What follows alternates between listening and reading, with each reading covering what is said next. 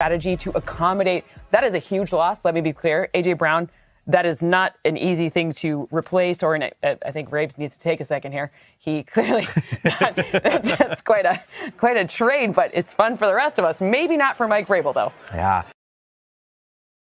What's up, Titan Nation? I just wanted to start off with that little nugget of gold from the draft with Mike Vrabel shaking his head and all that. So I guess that's, the story around the block is that's where kind of this all started happening. Of course, we got a very special guest on the show. He's actually on the show for the second time, Cory Curtis from WKRN. We're super stoked to have him on. He was at the presser today, so we are going to get his thoughts on everything. Maybe try to get some inside scoop. I don't know. We'll see what he's willing to give us. But we're excited to have him on. We're going to go ahead and bring him in here. What's going on, man? I'm good. How are you guys tonight? I'm doing good, man.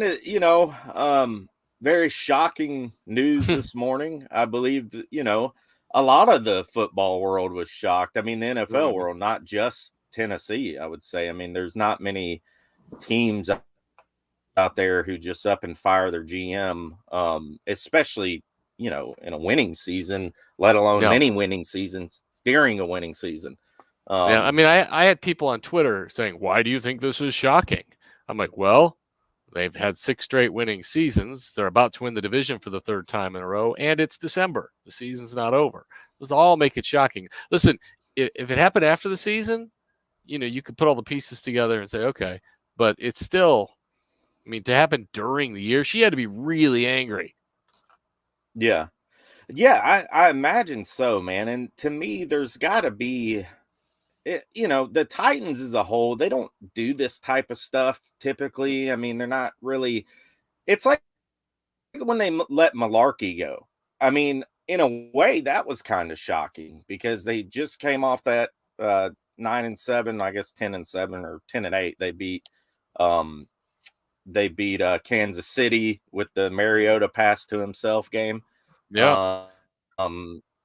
And they let him go and they bring in Vrabel, Well, they let it be known for about 3 weeks beforehand that was gonna happen. I mean, they would report after report after report after report that if he, basically whenever he lost, he was going to get fired. Right. So it wasn't that surprising. Not as surprising as this. Yeah, definitely not. No.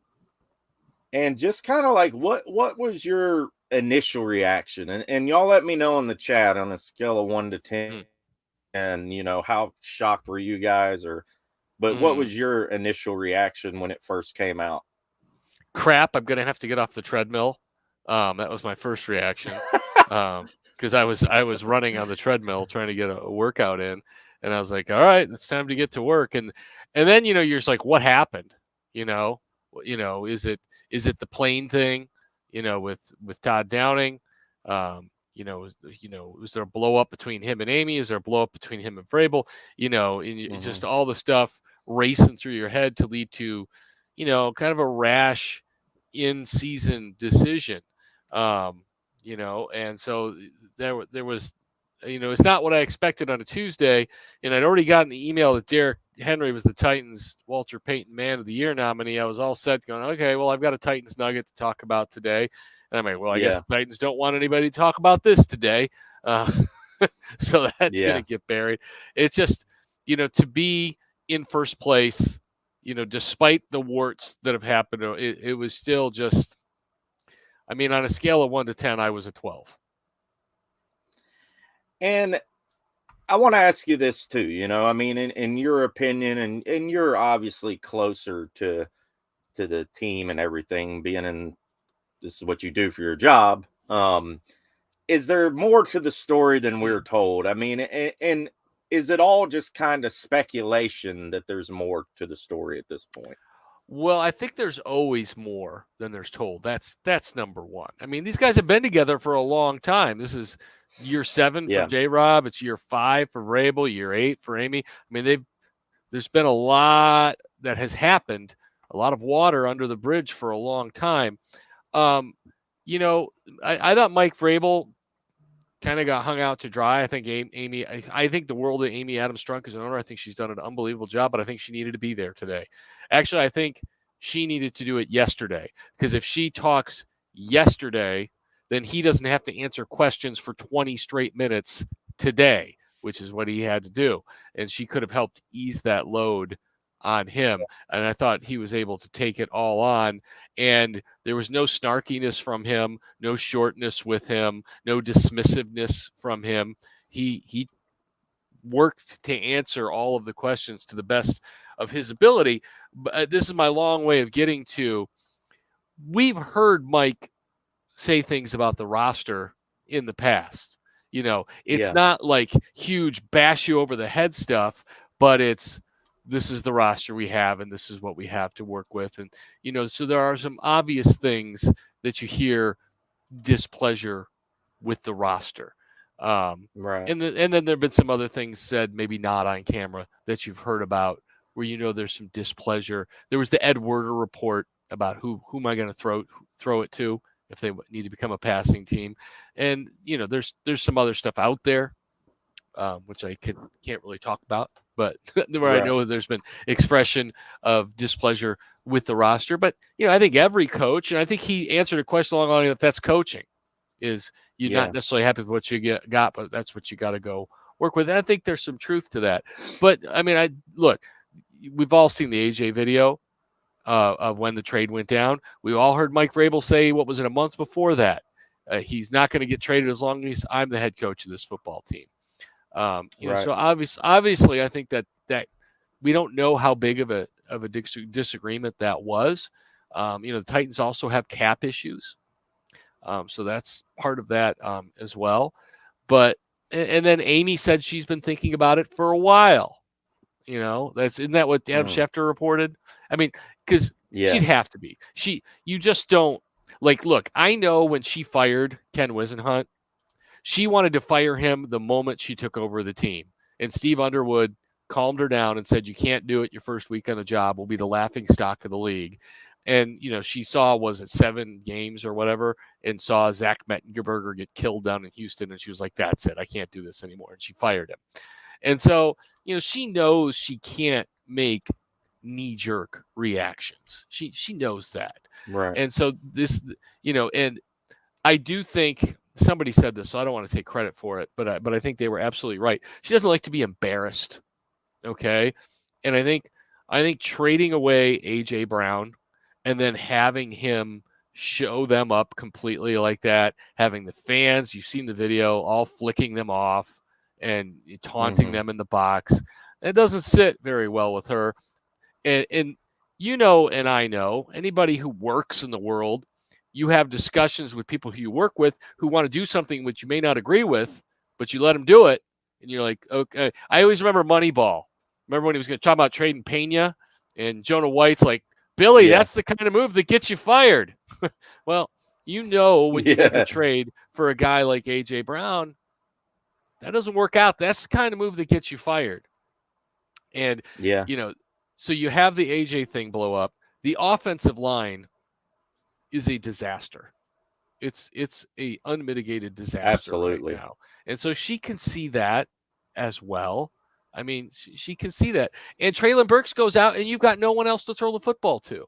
She can see that as well. Yep. I mean, John's been in the job for 7 years. Why don't you have anybody to throw the football to? Why don't you have anybody that can block? And so, she has seen all of that. And she's a part of all those conversations. I know it was suggested she wasn't a part of the A.J. Brown trade. That's redonkulous. And so, look, there's a lot that's happened. I know Mike said that they have a great relationship.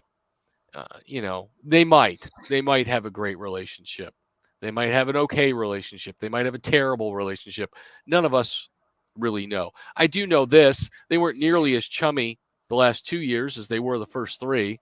Remember we used to see them dancing on stage together at the draft, or no, it wasn't the draft. It was the uniform unveiling. And, I never saw the two of them together very much the last couple of years. Right. Now, that's not to say that that's an indication that they hated each other, blah, blah, blah. It's just the relationship looked different to me. and that can happen over the course of time. I don't know. This is a very long answer to say there has to be more to it, and there has to be more things that have happened over time. Yeah, and I think you're right. I mean, she's sitting there watching AJ just completely destroy us. He goes up and does the celebration, where he's spanking the goalpost, and of course they call it back, and it's like everybody's laughing. Ha ha! And then he does it again. Touchdown. Yeah. Next play, he jukes out Fulton, hurts Fulton in the process, and runs him over, knocks Fulton out of the game, and also scores the touchdown and does it again. And this was AJ's explanation after the game, which she probably saw too. Today, I'm gonna have to give you this whooping, but I still love you though.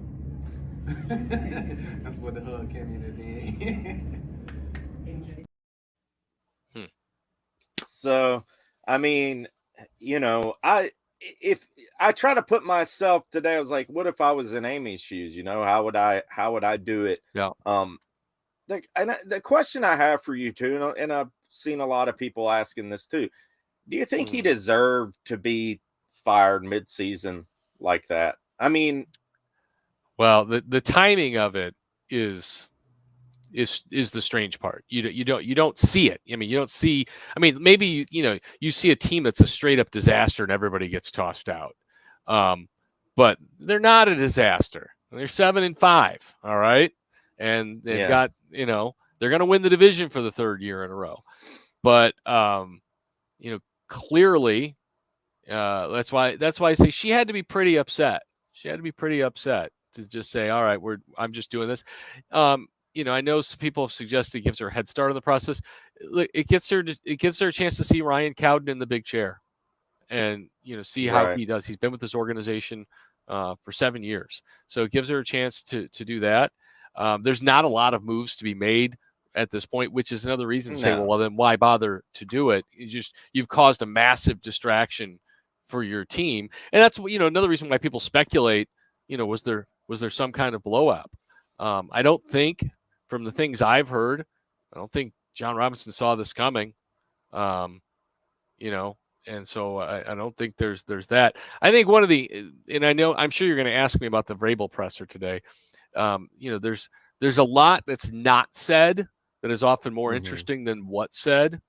Were you surprised by the news? What was his answer? Change is always difficult. So he didn't say no. So, how he said he wasn't briefed or asked for his opinion or anything like that, but I think he knew about it before it happened. And if I were Amy, that's the way I would do it too. I wouldn't want him to hear, yeah, I did it, Mike. I was going to tell you later. But there's a few things in there where what he didn't say is more important than what he did say. And we do got some people in the building tonight, so thank y'all for tuning in. If you got a question for Cory, please put it in the comments. We'll throw it up on the screen and ask him kind of throughout the show.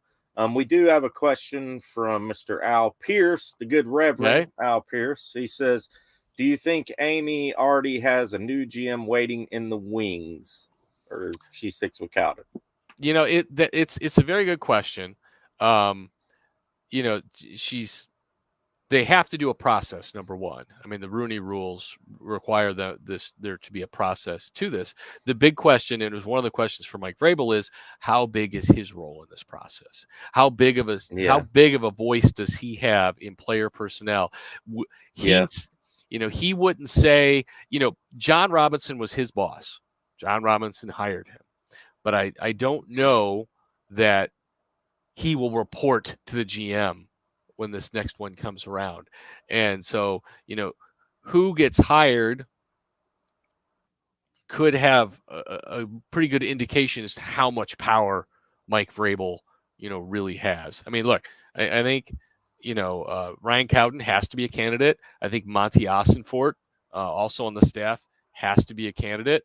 and then we'll look and see where she goes from outside the organization and who they like to come and talk to, because they're gonna have to talk to people to do it. I don't think she knows who she's going to hire. Okay, I just think, look, I think she thinks at this point, like what most of us do, the coaching has outperformed the roster. All right, and with the coaching this team is getting, and with some of the players on the roster, last year they're a team that should have won the Super Bowl, right? I mean, they could have done it. The quarterback had stepped up and played, and so she knows that they're close, and she can't afford, to give away AJ Brown, to give away second-round picks, to whiff on first-round picks, because now they're in a salary cap jail because they keep whiffing on draft picks, and it's gonna ruin this run. I mean, it's gonna ruin this run. I think that's what she sees. I do want to play a clip because a lot of this has been talked about today. Kind of is Vrabel gonna kind of take on that, have the Bill O'Brien effect? This was a question by Teresa at the Are you going to have more control in personnel decisions moving forward? Ryan Cowden and I will continue to communicate in that process as we get down the stretch of trying to figure out the active roster, the players that are looking to return from injury. We've made a couple moves here. It's late in the season, so it's usually some guys from somebody's practice squad. So that process, isn't going to change. Yeah. So basically, what you were saying a few minutes ago. But what do you think of that? Is he going to have all this power now? Is he going to be the Titans' Bill O'Brien? I think he's going to have a significant amount of power. I think how much power, this is just a guess, all right? I think how much is going to be largely up to him, because later in the questioning, he was asked, I think it was by Jared Stillman, if he and Cowden disagree, okay, who wins? Because he talked about being a collaboration. Well, you're not always going to agree. So if you disagree, who wins? Who gets to make the call? And he said Miss Amy. All right. He wouldn't say Cowden. He wouldn't say himself. But when he didn't say Cowden, that told me all I need to know. That Cowden's opinion isn't over his. All right. So that's what you take from that. By not saying Cowden, he's saying that Cowden's not over him. All right. He's part of the process. They're both a part of the process. But Cowden is not making those decisions, and ramming them down Vrabel's throat. I think that's obvious. By the way, I was seeing some of the questions here, and some people suggesting that Amy doesn't owe the media anything. I never said she owes the media anything. I think she owes, I think she owes her coach, to go out there and answer the questions, so he doesn't have to answer all of them for her. This is a huge decision. I think fans want to hear a little bit more. I mean, it's why we're talking about it now, right? We want to know more from her about what went into thinking. I think specifically, why now? I mean, that would have been the big question. Why not wait till after the season? Why now? And William Young is suggesting she's not a great speaker. I've interviewed Amy. I've talked to Amy. She's just fine. She's a very smart, very capable woman. She's fine on the camera. And you know what? You're absolutely right. If she doesn't want to talk, she owns a football team. She doesn't have to talk. But in a leadership position over a team with a massive fan base, I would want to get out in front and explain to them, we're in complete control here. This is well thought out. This is what we're doing. This is why we're doing it. And I think largely she's a very effective leader, but I think her absence is not great leadership in this instance. Yeah, I thought it was a little strange too. I really thought they were going to come out with like at least some type of different type of press conference, maybe her and Vrabel sitting together at the table, you know what I mean, or something like that. It's kind of like when they announce a coach hiring or something like that, or bringing somebody in. I thought it would be maybe they'd be sitting up together and kind of bouncing off each other or whatever. Maybe she'd be up there for 5 or 10 minutes or something at least. You Yeah, know, I mean, she didn't have to she go up there released long. that statement. Yeah, she could have been quick. No, just she say could have said, something quick. take a few handful of questions. questions and move on. But Yeah. I think you know, for a decision this big, I mean, you know, you didn't waive the strength and conditioning coach here. This is the general manager of 6 straight winning seasons and back-to-back division titles. It's and I mean, like I've been here 20 years. This is the most shocking thing I've been a part of. And Sin City Titan, who's also a good friend of mine, so shout out to him. He says, some of us don't care how the sausage is made. Yeah. I'll take my team being perennial division winners. Yeah. He's got a point. No, You know? I mean, look, absolutely. And I think there's a lot of people who feel that way about general managers. I mean, I'm 50 something years old. Okay. And I know when I was a kid, hardly anybody knew who the GM was of any football team. But we're in a day and age where more of that is out there. And some of, you know, look, John was a more out there GM than almost any of them. I mean, you saw John all over the place. He had more ownership in this team than most GMs. You know, I think part of it's his personality, but also part of it is being from Tennessee. And so fans have a lot more identifying with John than a lot of teams would with their GMs. I mean, there's a lot of teams. That's very true. You know, I mean, like, it's that way with owners too. I mean, I grew up in Chicago. I can't tell you how many times I saw anyone from the McCaskey family out in front of anything. It was, you know, virtually never. And, you know, there's, like I said, there's a lot of GMs where they're just kind of off in the wings and they're just kind of doing their puppet master thing. Yeah, that's very true. You don't see many. I mean, I would say Amy's probably out there than more. I mean, you see her doing things in the team. Like, you know, the last game I went to, she was at one of they had like a thing for women, a women's tailgate thing, and she was there. Well, so she likes to interact with the fans for sure. Yeah. Right. And a lot of owners, I wouldn't say do that. I mean, I know Jim Irsay is kind of out there and kind of loud, and I think kind of out there is a good way to to it. Yeah. Yeah, he's nuts. I mean, look, and Jerry Jones, I mean, I'm surprised he hasn't replaced the star with his face. I mean, he's different. But like the Rooneys, I mean, among the best owners in all of the NFL. And can you remember the last time you saw the Rooneys? I mean, you never see that.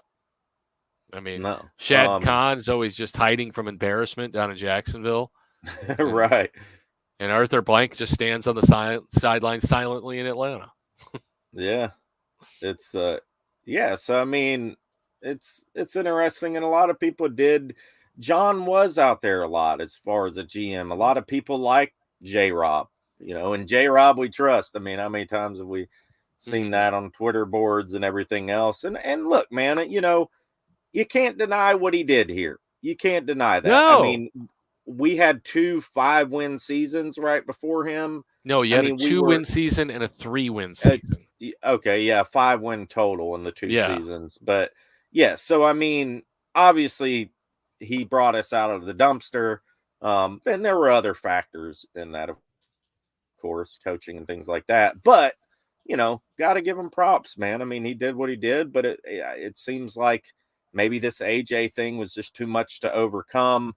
And a lot of other questionable decisions over the last couple seasons. I mean, it's not the first few seasons, okay, you know, but the last couple seasons, the Isaiah Wilson pick, you know, Caleb the Farley pick, Dylan Radins, the Julio Jones trade, the Robert Woods trade. I mean, these are all things that aren't working. Oh, Vic Beasley.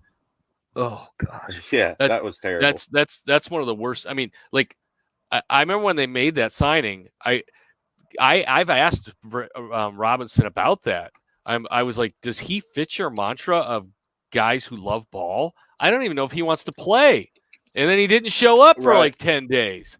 I know. That might be his very worst signing, because that was obviously Isaiah Wilson's a total disaster, but all you had to do was ask around about the league. I mean, the Falcons put out something earlier in the year. We don't want him back. We're not going to tender him an offer. And you gave him $10 million, and he shows up late, and he's out of shape, and it was terrible. I've got some people here saying Clowney showed up. He just couldn't stay healthy. Clowney was not a great signing, but the Vic Beasley thing was awful. Yeah. I feel like Clowney, if he worked out, I feel like it could have been decent. Yeah. Obviously, I think that was a Vrabel signing, by the way. Clowney was all Vrabel. Probably so. Yeah. He coached him in Houston. He was close to him. I don't really look as Clowney as a disaster. Not on the surface as a disaster, but obviously it ended up being kind of a disaster. At least he wanted to play. Right. Big Beasley didn't even want to play. It was just horrible. Horrible. Go ahead. One thing I wanted to ask you too, and this is a question, it kind of leads into what I was going to ask you, but Cory Jon Robinson forced Vrabel to keep Daly, and this is kind of my question culmination with this. How much power does J-Rob have as far as roster decisions? You mean Vrabel? Because J-Rob's got no power anymore. Well, that's what I'm saying. Is there a situation where J-Rob would say, no, I don't want this guy called up today, or no, I don't want this guy playing. I want you to play Daly. Does that happen? Oh. Well, look, I think he gives Mike the roster, all right, and then Mike decides who's playing, all right. But now I think there's like Mike always talk about, there's collaboration, all right. There's collaboration. I think Paul Kaharski deserves a ton of credit because he's been on Vrabel's tail at this question for about a week, and that's you go through 900 safeties this year to find the right guys back there. They churned the whole league for safeties over and over again. And, look, I don't know how many tackles are out there, but it would seem to me they're all worth looking at this point. Why aren't you churning through tackles? Even if you bring him in for 3 days and then cut him, all right? Yeah. But why aren't you rolling through these guys to see if you can find something better? Because right now it's not good. It's not good enough. They're not getting a push. There's missed assignments. It's not good enough. And what is what's the issue with not giving Dylan Radins a shot at left tackle? Is he that bad? Could he really be that bad? Could he be as bad as Daly? Daly, and I feel bad for the guy almost because Daly has been so terrible. Oh, he's been maligned. Yeah. He's been maligned. And that's really, we ask the same question all the time. Bad. Is Radin so bad that he's worse than Daly? And they moved him to guard because they think he's better at guard, but he's still not better than the 280-pound guy at guard. He can only play when that guy doesn't play. And if you knew Dylan Radins was this bad, okay? You've had him for 2 years, and you're like, first year, okay, he didn't play the year before. We got to coach him up. And so now you've got him, and you've had him all spring and all through the summer and into training camp. And at this point, he's not good enough. And you still don't do anything to bring somebody else in. I think, the writing was on the wall that they did not have the depth they needed on the offensive line.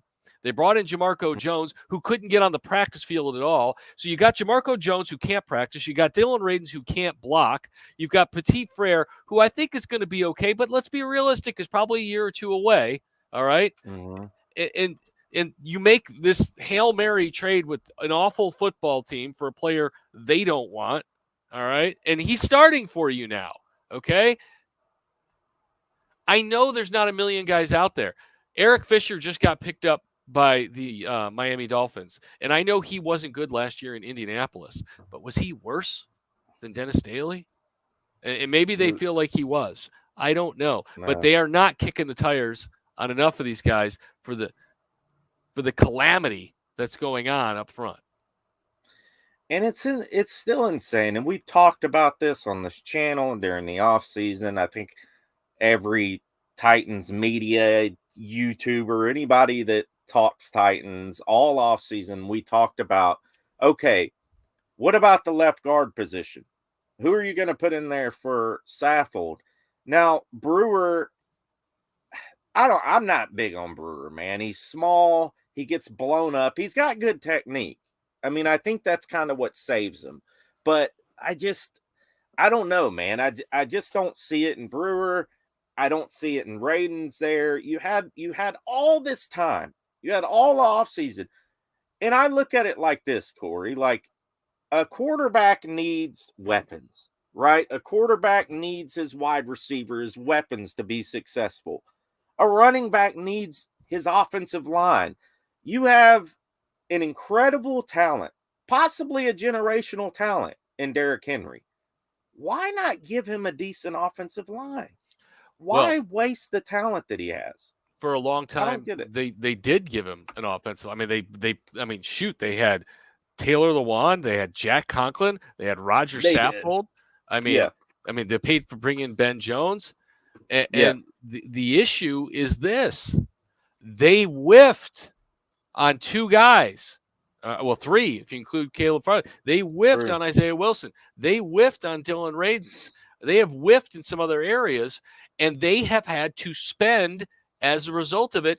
And right now they have cap problems. So you can't just go sign another guy. I mean, it was part of the reason they traded AJ is they didn't know how they were going to sign AJ, sign Big Jeff. I mean, Big Jeff, David Long, you just signed Amani Hooker, Nate Davis. I mean, all these guys are up, and you've got no cap space. And why do you have no cap space? Well, you traded for Julio Jones, a banged up, washed out player. You gave away a second-round pick. You take on his cap hit, and because of his cap hit, you've got to redo Ryan Tannehill's deal, which now ruins your cap for next year as well. And so all these things are connected. All these failed moves put you in this position of being up against the cap. And now we're starting Aaron Brewer at left guard. We've got no money to go get somebody else. Taylor Lewan's hurt again. We've got no money to get anybody else. And you're stuck. You're just stuck. And so, they've got some really hard cap work to do in the offseason, and they need to draft like 4 offensive linemen, maybe 5, and hope that a couple of them can go out there and play football. I always get back to this. You eventually have to pay people. And when you do, you have to be able to draft people. When the Chiefs paid Patrick Mahomes, you know how they did it on the salary cap? They released 4 starting offensive linemen. 4! They had to totally rebuild their offensive line and do it on the cheap. And guess what? They did it because they took – who did they take in the 6th round out of Tennessee? I don't – was it Trey Smith? Trey Smith. Yeah, Trey Smith. Yeah, and Titans he's been great. Titans could have picked him. Could have picked him 5 times. Didn't pick him. That's true. He's starting for one of the 2 best teams in the AFC. They've had opportunities to draft people, some of them in their very own backyard that could be helping them right now. And they haven't done it. And now they're up against the cap and they've got issues. Who do you think was at fault for the Dez move last year? Trey, Des Fitzpatrick? Was that for drafting him and trading up? Was that a total Jon Robinson thing? That's gotta be. I mean, yeah. I mean, that's, you had a St. Brown there. Yeah. Was available. But I mean, look, and everybody loved that. They didn't just like Des Fitzpatrick. They traded up for him. They traded a pick away Des for Fitzpatrick. And so, look, that doesn't make it a bad pick. It makes it a horrifically bad pick. I mean, it's just a whiff, and you can't blame COVID on that one. And I understand the issues that COVID had. But it's a failure. That's all. Williams says, Corey, who will be the cap casualties next year? Well, I think Taylor Lewan has to probably be one, unfortunately, because they don't have a solution at left tackle. But you can't pay him that much, and go in wondering. And remember how he struggled the last time coming off the torn ACL. You can't be into. And by the way, his dead cap number is 0 next year. So it's a clean slate. So I don't see how he's back. I think Bud Dupree, who I love, by the way. I know some people hate Bud. I love Bud. I love what he brings to the team. when he's healthy. The problem is you can't pay him $16 million a year and have him on the field part-time, especially when you're up against the cap. And they've got Rashad Weaver, who may not be ready, but is coming on. Okay. Yeah. So you've got a guy who can play some there. So I think Bud could very well be a cap casualty as well next year. I think you have to look at Robert Woods. I don't know what his dead money is, but he hasn't brought anything to this football team of note, and he's making an 8-figure salary. You got to get more for that. That's 3 guys that I would really, really look at. JT says Luan Dupree, Tannehill, Cunningham. Cunningham's another big one. I mean, and to me, Cunningham is a Vrabel guy because he had him down in Houston. I didn't think Cunningham made this team any better than any of the other guys they've had in the middle, but I'm just a guy. So what do I know? But I do look. There's a reason the Chicago Bears traded Roquan Smith. Okay. It's because at this day and age, middle linebacker isn't the position it was in 1980. All right. Because teams are chucking the football around the yard. And so, yes, you have to be able to stop the run without question. But that was a salary, in my estimation, that this team could not afford to take on.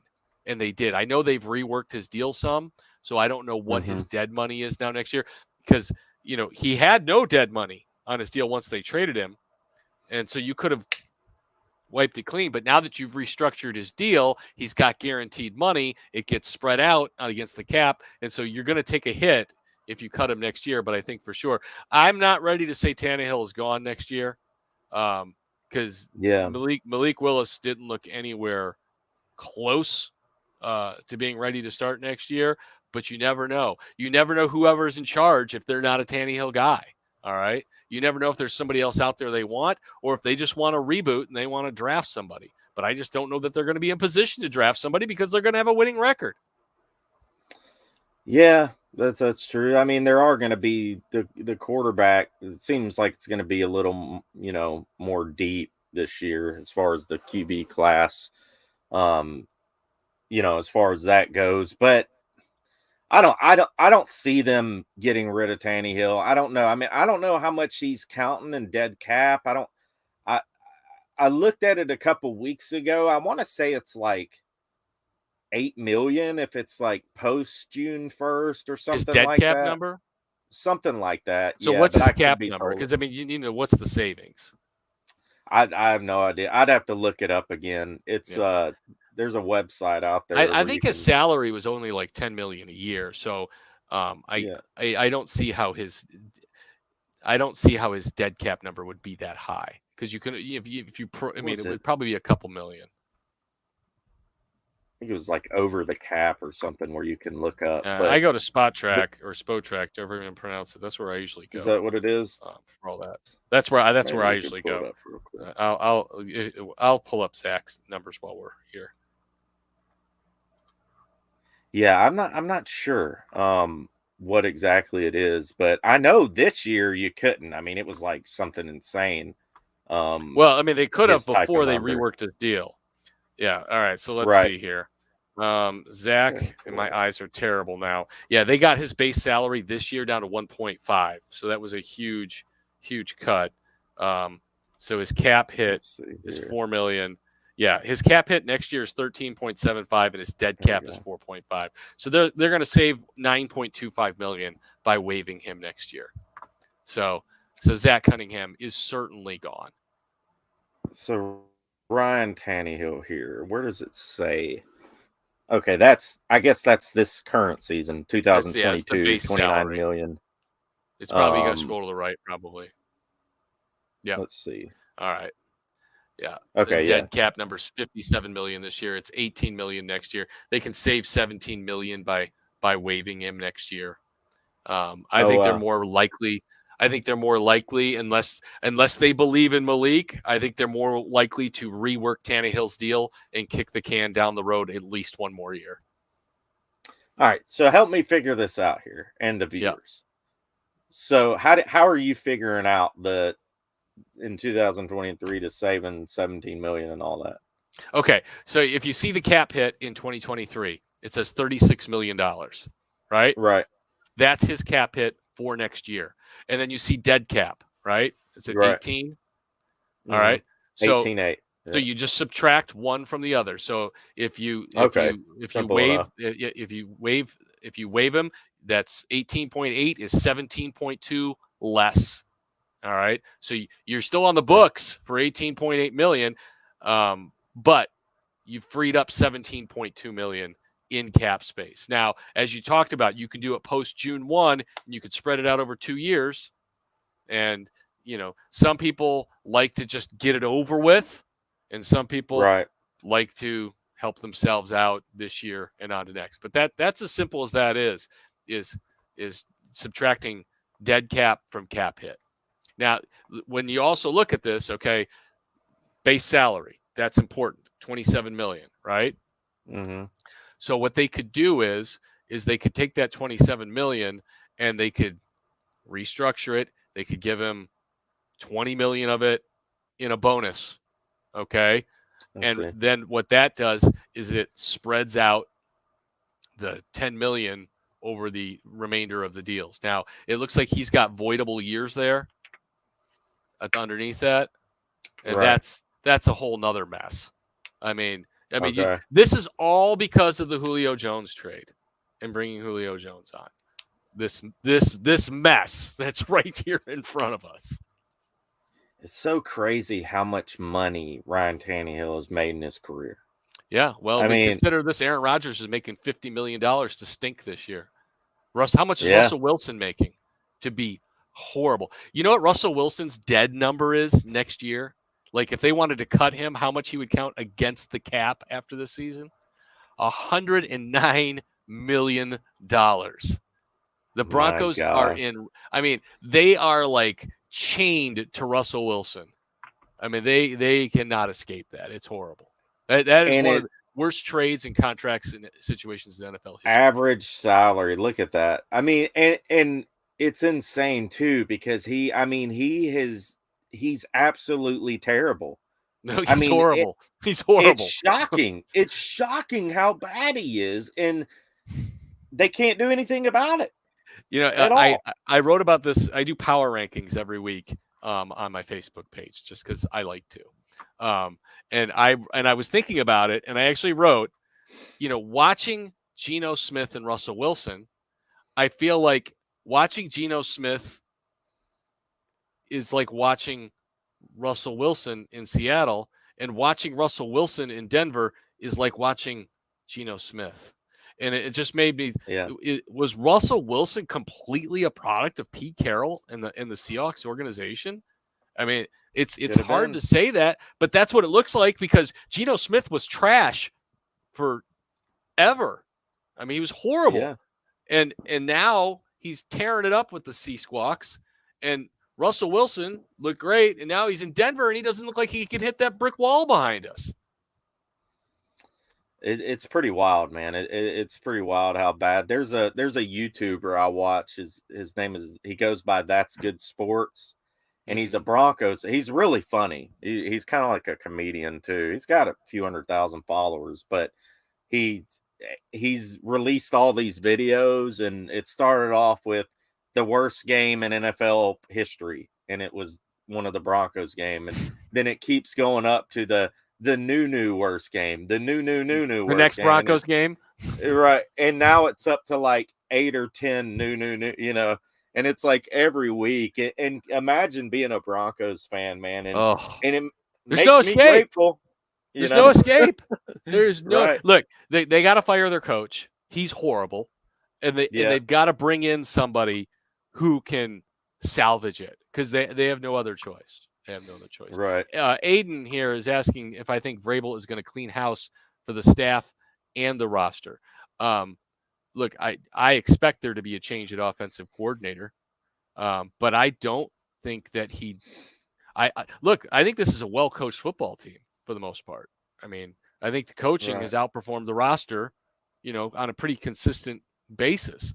And so I don't think that there's a great need to, totally shake up the coaching staff. I mean, Keith Carter was a guy when they hired him originally, I was very suspect of because his resume to replace a guy like Russ Grimm, I didn't think added up, but he's done a really good job and he proved me wrong. I mean, he's taken some offensive lines that have struggled to start seasons and they've been a heck of a lot better. 2019, I mean, that group couldn't protect Mariota to save his life. I mean, they got him killed out there for the first 4 weeks or so. But then they got Lawan back and they got things, rolling again. So he's done a pretty good job. So offensive coordinator would be the one big change. And there's always, you talk about cleaning house on the roster. Like every team in the league, like 50% of the roster turns over every year. People don't understand that because the core guys stay the same. But like so much of the roster turns over every year. Yeah. But there are going to be cap casualties, and it's not necessarily because they want to let these guys go. It's they've got to find a way to exist. Raul says the defense isn't the same without Autry, zero pass rush. It is pretty crazy how different they've been without Autry out there. Well, there's that, and then there's also Jeffrey Simmons has a bad ankle. So you've got no Autry, you've got no Simmons with a bad ankle. And I think the other thing we have to talk about is their attack against Philadelphia. They did not want to let Jalen Hurts get out of the pocket. So they didn't come flying in from the edges at him. It was a very disciplined, conservative pass rush, and they weren't able to, completely go after him. The other thing, we got to give the Eagles some credit, guys. That's the best offensive line in the National Football League. The best offensive line. All right, that's why they're. Look, we talk about Tannehill. Jalen Hurts is another guy who's proven me wrong. He's having a great year. And I didn't know that he'd ever be this good. He is in such an awesome situation. He's got the best offensive line in the league. He's got two dynamic weapons on the outside. Yeah. He had Dallas Goedert. He's got Sanders behind him. He's got a good running back. Look, we talk about it all the time. On a great team, Tannehill can be really good. We've seen it. Jalen Hurts is on a great team right now, and he looks really good. Now, how would Jalen Hurts look behind the Titans offensive line throwing to Robert Woods and NWI? I don't know. I think it would be a bit more of a struggle for him. And that's not, I'm not trying to take away anything from the year the guy's having. He's having an awesome year. He looks great. I'm just understand why the Eagles are 11-1. All right. They've got a quarterback on his rookie deal. So their cap situation is really good. And they've been able to load up with weapons all around him. They found someone to trade him, a dynamic playmaker on the outside, and it was like Christmas came early. And, that's really, and it's funny because that was only the third 100-yard game AJ's had. There's this notion that AJ goes for 100 a week. He doesn't. But he's there. I mean, they didn't complete a pass to him, and he had an impact on that game because Devontae Smith was wide open because the Titans were all over number 11. Yeah. And, I mean, we got players coming back. There's some people talking about Racey McMath and players like that. Kyle Phillips, who knows when he'll be back. But in my opinion, like, Racey has done nothing in the season. Kyle Phillips, the first game, he went out there and did some stuff. Racey has 2 career catches. Right. I mean, I just don't see how any of this is going to really. I don't see a light at the end of the tunnel in this wide receiver room this season or the offensive line, unless Burks can stay healthy for the rest of the season. He's a difference maker, I think, without question. Yeah. He's a difference maker. This gets me to a whole new rant. And by the way, somebody named the Pelican wants me to be the GM, and I'm all for it. That is now my dream job, GM of an NFL football team. Another like brick in the wall for Jon Robinson. Your best 2 players, and if I already said this, forgive me. If your best 2 receivers in your team are Treylon Burks and Chigakonkwo. They're the best 2 you got. They're the most explosive. Yeah. True. You've been on the job 7 years. Where are the other guys? Why are your 2 best guys 2 rookies? Why? I mean, you don't have anybody else. I mean, you took a flyer on another guy coming off of an ACL injury, and he's not doing it. And, we said, I don't know what you guys talked about here, but here we banged the drum all training camp and all preseason. They need another veteran wide receiver. Doesn't have to be dynamic, doesn't have to be great, but they need a pro out there who can go out and be a 2 or a 3, because chances are somebody's going to get hurt at some point, or God forbid you want to go 3 wide at some point, or even 4, and you want to have some qualified players out there. And training camp went by and the preseason went by, and we're like, they're not going to add anybody. And then they bring in Josh Gordon, who's had one 1,000-yard season, and it was 9 years ago. And everybody tried to tell me, I didn't understand. All the fans, you guys all wanted him to play. I'm like, he's washed up. If he was I didn't good, want him to play. If he was good, he would have been doing it in Kansas City, for crying out loud. If you can't catch passes from Patrick Mahomes, you sure as heck can't catch him from Ryan Tannehill. A.K.A. Golden Tate, previous season. Yeah, look, we all knew he was done. I mean, that was just that was break glass in a case of emergency. But we knew that group was short coming in. We knew it.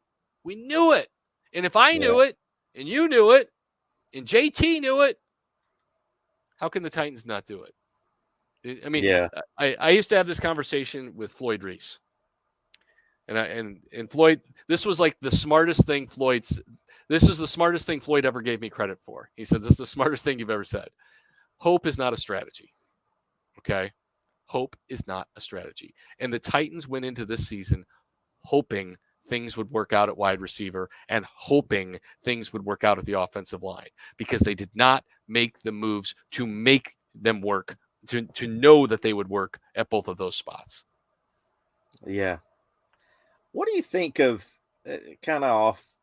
Well, I guess not really off. So what do you think of Tannehill so far? I think he's had a good year. Season. Yes. Than last year? Absolutely. I mean, look at his QB rating. I mean, he's like 7th, 8th in the league. Well, I just look with my eyes. He doesn't turn the football over. Last year, he was a turnover machine. Now I still don't. He throws the ball away too. And but I still don't think he elevates the team. That's not who he is. And there was a game earlier this year where I thought he elevated the team, but that doesn't happen very often. He's good. Right. With good players around him when things are going well. And when things come apart, he's not Mahomes. He's not Burrow. All right. He's never going to be. He can't put the thing on his back and say, let's go. I mean, that's why the Titans lost to the Bengals, because Burrow is better than he is. That's all there is to it. And that's not an insult. Burrow's elite. Burrow's fan-freaking-tastic. And I think Tannehill accepted the challenge of last year, which wasn't great for a good team. And he's been better this year. And I think if he had better weapons around him, I think his numbers would certainly reflect it, because I think he's playing well. And before we get out of here, we'll round out the hour, if that's cool with you. Yeah, I'm good. I do want to look at this schedule. I got it here. Wanted to get your opinion. Let us know in the chat as well. The next 5 games, kind of, what are you thinking in your head as far as, how can we finish this out, these next 5 games? What do you expect the Titans to finish it out as? I think my guess before the season was 10-7, so I'll stick with 10-7. Okay, guys, they can pretty much wrap up the division Sunday. All right. I mean, that's I asked about it in the locker room and stuff, and guys looked at me like I was from Mars, like they didn't know. I mean, yeah. I mean, you eliminate the Jaguars with a win on Sunday, and your magic number with the Colts is 1. All right. So you can be set for the playoffs with 4 games to go. All right. And that's the thing, is they have 5 games, all right, to get better. And I thought Mike Vrabel, he did a good job of compartmentalizing it today. This is one of the things I do. It gets you called a homer. It gets you called realistic, but it's true. They won 1, 2, 3, 4, 5. So they won 7 out of 10 games. All right. Which is a good run in the NFL. Who did they lose to? They lost to Kansas City in overtime with their backup quarterback. They lost to the Bengals in a one-possession game that they had a chance to win. And then they go to Philadelphia and they get boat raced. Okay? That doesn't mean that this team is terrible. It means they had one bad day. All right? That doesn't mean I don't think the offensive line has issues. It certainly does. But they had one bad day. I knew that was a bad matchup. I was very afraid that type of thing could happen with them. And the moment the Traylon Burks went out, I knew they were toast. I think everybody knew they were toast because they don't have the other weapons to do it. So you had a bad day against the best team in the National Football League. You're going to get blown out. All right?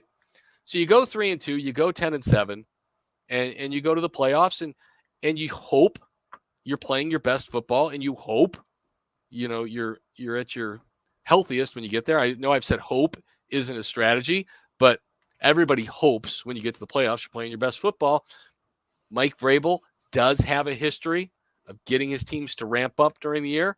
His quarterback has just got to deliver when the bell comes off, because their last two playoff losses, I'm not going to pin him entirely on Ryan Tannehill, but I will say this: he has got to play better in the postseason than he has. Yeah, what's a shame about this Philly game is you had, 4 key players get hurt. Long, Fulton, Burks, and Molden. Yeah, I mean, it's just and Autry stuff. I'm hoping and praying that Autry returns somehow this week. He didn't practice today. I thought he'd be back. I mean, I thought he was going to miss like one game. That's what I heard too. I mean, I heard that he could miss one game, maybe 2 or whatever, and be back. But hopefully he's out there tomorrow. It's not good when a player that's been hurt for a while doesn't start the week out at least limited or something. That from what I've seen with the Titans and how they do stuff. So that's intriguing, and maybe they hold him out because maybe Vrabel thinks that they can get by Jacksonville, especially without if Lawrence isn't out there. I think he's going to play. From what I'm seeing, I saw some stuff today online about it. But for the Titans, not only is Fulton hurt, but Trey Avery's now hurt. I mean, I don't know. And so it looks like pretty well. I mean, so it looks like you're going to have what it will be McCrary, Terrence Mitchell, and probably sliding Hooker down into the slot again. I mean, it's duct tape and bubble gum time. It's a rough situation. Situation. JT says also starting Dylan Cole and Joe Schobert is a bad thing. It's not the best thing, but Cole's not terrible. No, I mean, but I mean, I'm not as worried about that position as I am Danico Autry and corner. I mean, because Christian Kirk, we all scoffed at the contract. He's having a great year. 57 catches, over 800 yards. He's on pace for like a 1,200-yard season and 10 touchdowns. I mean, he's worth the contract right now. Worth it. There's no doubt about it. Yeah, he's the number one guy, and he's proved it. Yep. My sister's in the building, so shout out to her. She says we're watching at home. So proud of your brother and love Cory. He knows his stuff. Cory for GM, and I'm faking it. I fake it the best I can.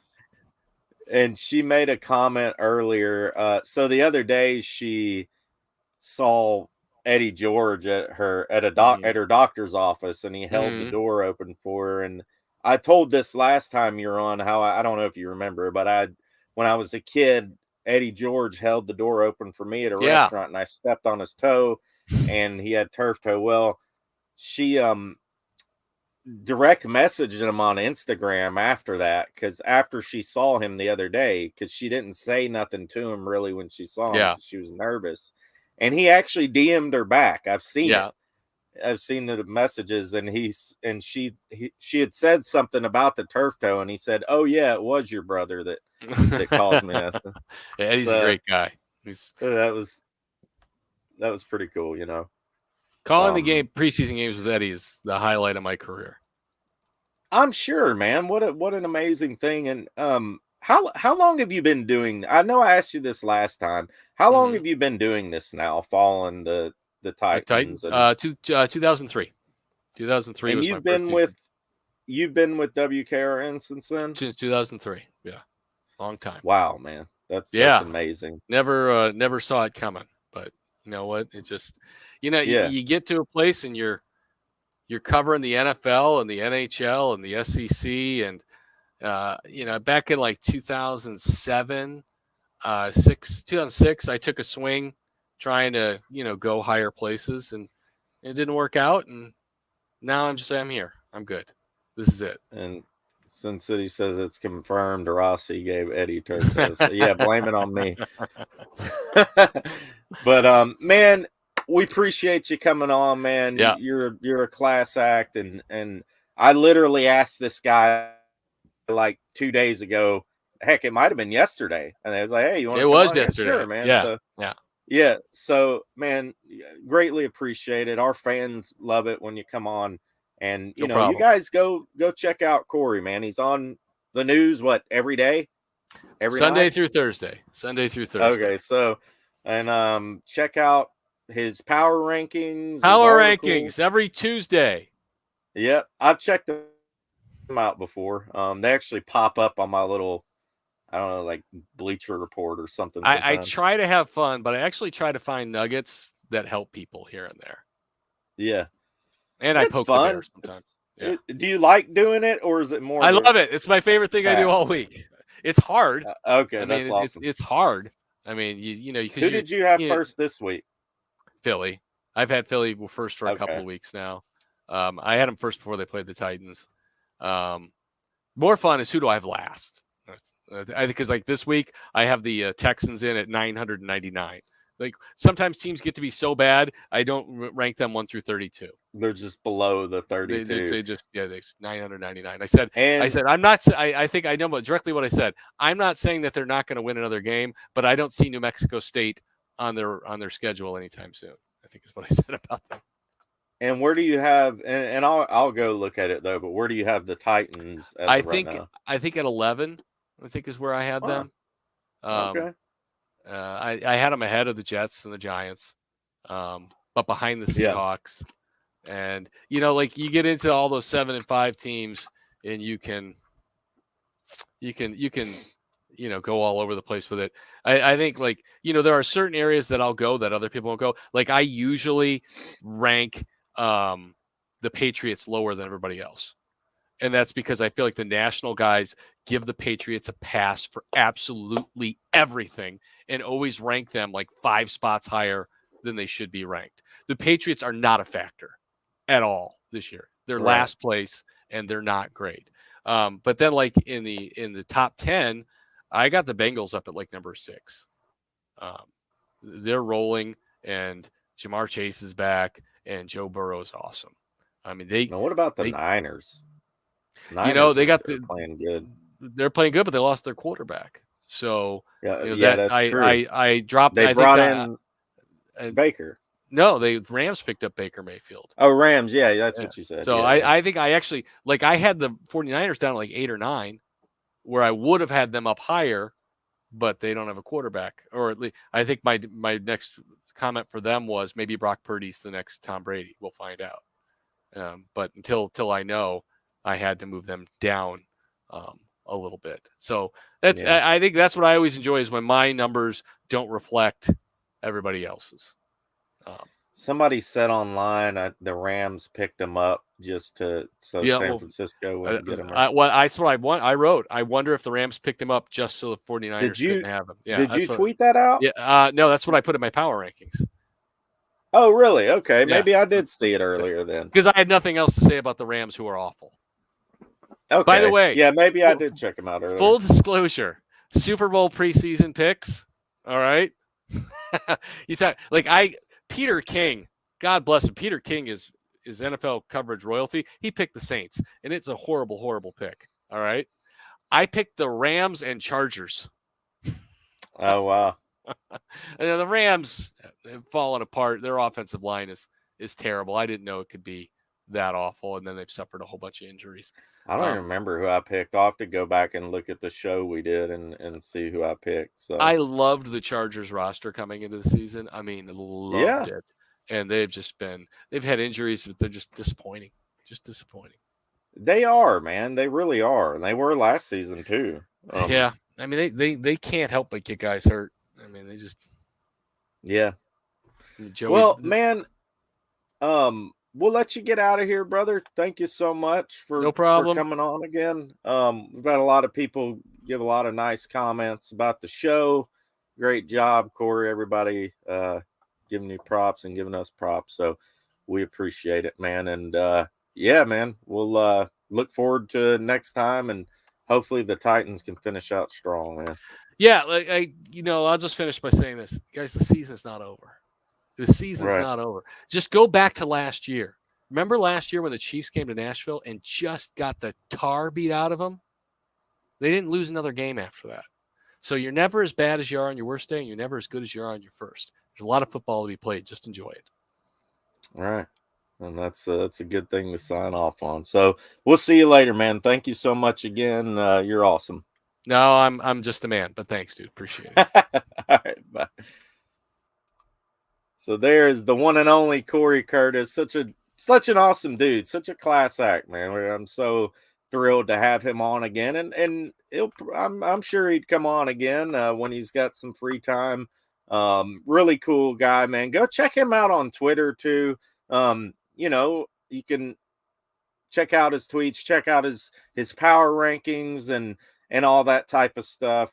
He covers all teams. A lot of these beat writers and stuff, they just cover, one sport, So Cory's out there pounding the pavement, hitting every sport, doing his thing on news too. So big shout out to him, and big shout out to all you guys in the chat tonight. Y'all have been killing it for me. We've had up to 50 people in here at one time, and y'all have been fantastic. Sorry I didn't get to all your comments. I tried to get to as many as possible, and even Cory was reading out comments, and that's what a pro he is, man. He can just see it from the corner of his eye and pick them up and everything, and it's so cool.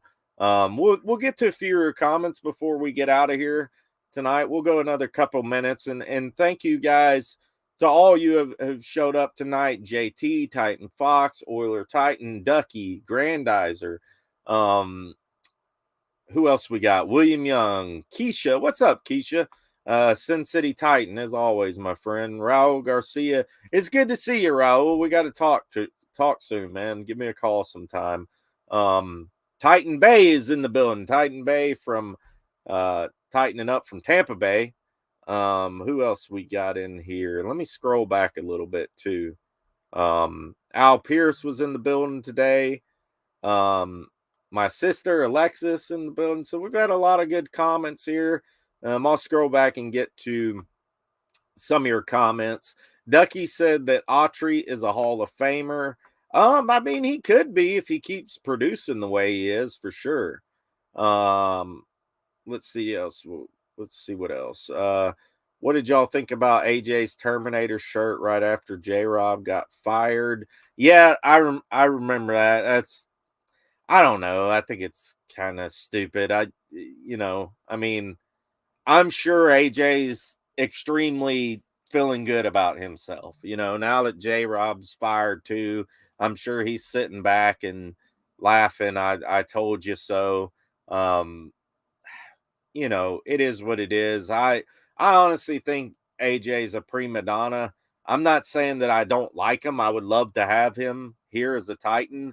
I think he's kind of a prima donna, but most great wide receivers are. So, but he got his revenge. Good for him. He got his revenge, and I hope he's happy. Whatever, I mean, he's on a great team, and I wish the best for AJ. I think he was a great player, and I think you saw it after the game when Ryan Tannehill went up and hugged him, and Vrabel hugged him, and Tannehill after the game was like, "You have to go and do that," So I think it's good for him, whatever. But I hope that we can recover from this as a team. I hope that our season isn't over. Like JD says, the season isn't over, but I think we go 2-2 for the next 4 games. You could be right. You could be right. We could end up 10-7. I hope we win 4 out of the next 5. I mean, honestly, the best thing, and you heard Cory at the end of the thing say it's not over. The best thing for us to do is to win. Sorry, guys, to win at least 4 out of the next 5. Really finish out strong. And if you lose to a team like LA, or if you lose to a team like Dallas, then lose close, make it a tough game. But it would be great, man. It would be great to go 4 out of the 5, at least win 4 out of the final 5, finish out strong. I mean, yeah, you never know, guys. They could win the next 5. I mean, the Cowboys are a good team, but they crumble every now and then. So we'll see what happens. We'll see what happens in the next 5 games. I'm a glass half full type of guy. So I got a lot of hope. And like Cory said, hope doesn't win championships and all that, but I do have hope in this team because of one factor. And maybe some of you guys in the comments can figure out what this one factor is. But the one factor that I say, because I have hope in this team, take a guess. I'll give you a couple seconds. Let's see. Mike Vrabel.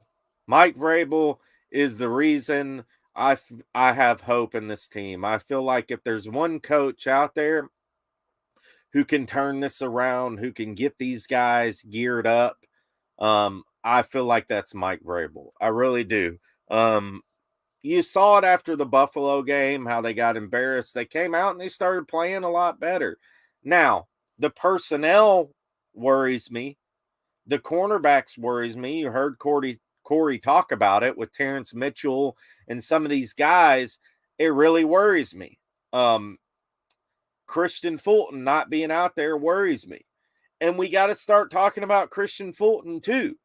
Is he a guy that, I mean, he's hurt all the time. Fulton is literally hurt all the time. So, I mean, we really need, are we going to go out there in the draft and try and get a cornerback again? We need next season. We got to look at these things. We got to look at another cornerback. We got to look at an offensive lineman, inside linebackers, things like that, wide receivers. And how much money is this team going to have? How much money are they going to be able to open up by letting some of these guys walk? Luan, Cunningham, whoever else we said. How much money are we going to be able to open up? And hopefully they can, man. Hopefully they can make this work. And hopefully whatever GM that they bring in, or if they keep Cowden, hopefully they got a good head on their shoulders and they can make some magic happen, because we sure do need it. You know what I mean? Dallas scares me. Yeah, Dallas scares me too. They got a good team, Tony Pollard. They got a good defense. They got, the Ezekiel Elliott's been producing some this year too. So they got some good receivers, CeeDee Lamb, different weapons, Dallas Schultz, the tight end. So yeah, it is Dallas is an intriguing matchup for sure. I'll be at that game too. So anyways, guys, I'm going to sign off here. Thank you guys so much for tuning in tonight. Please tighten up that like button if you haven't yet. Follow me on Twitter at Titans Rossi. My Twitter has absolutely gone through the roof this season. So follow me on Twitter at Titans Rossi. If you ever have a question and you guys want to ask me directly, just message me on Titans Rossi. I think you can message me even if you don't follow me. So, you can message me, whatever. Also, this Friday, we're going to have James on the show. And you guys do not want to miss this show, because James has been talking to his sources. He's got some inside information about this whole situation, the firing of J-Rob and everything. And he texted me today, and let's see what the text said. He did text me today, and he said something that really caught me here.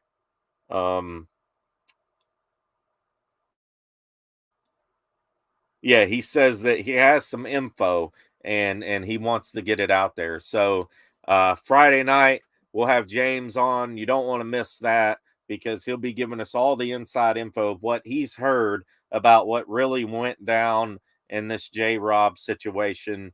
And I got to give it to James, man. He's never steered me wrong when it comes to releasing things on the Titan Upload Network. You'll get that type of news. I mean, we're not just some rinky-dink operation around here. You know what I mean? We really do our digging, and we were the first to let out that Brett Kern was being released. We were the first to break the news on Malik Willis starting when his first start.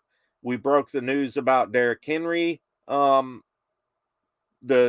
coming back last season. So we broke a lot of news on here. We broke the news about the 53 roster, who it would be. So that's what you get here, and you get it for free. You don't have to pay nothing. You don't have to pay a dime to be a part of this network. You can super chat if you want. You can become a member on Titan Uploads channel and all that, but you don't have to pay a dime to become a part of this community. And we try to make this about you guys, and we're just excited. We're excited about the rest of the season. Stay tuned. Stay tuned in this channel, Titan Upload, the Power Hour. Shout out to Lee, the 615 podcast. Shout out to Titans and Truth. Big super shout out to Titan Anderson. Draft Brian, our draft guru, is going to be coming on the show a lot during the offseason. You guys are going to love Draft Brian. Draft Brian is a beast. He knows every college player. The dude is a wizard, and he is on our team now.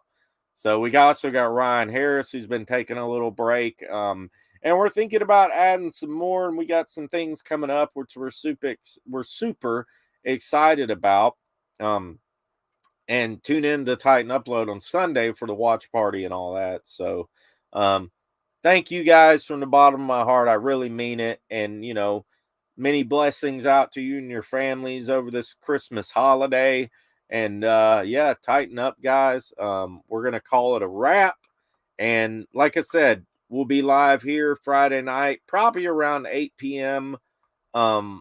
Central Time, 9 p.m. Eastern Time. So be looking forward for that. And we'll see you guys later. Tighten up. Let's go. Let's win these next 5.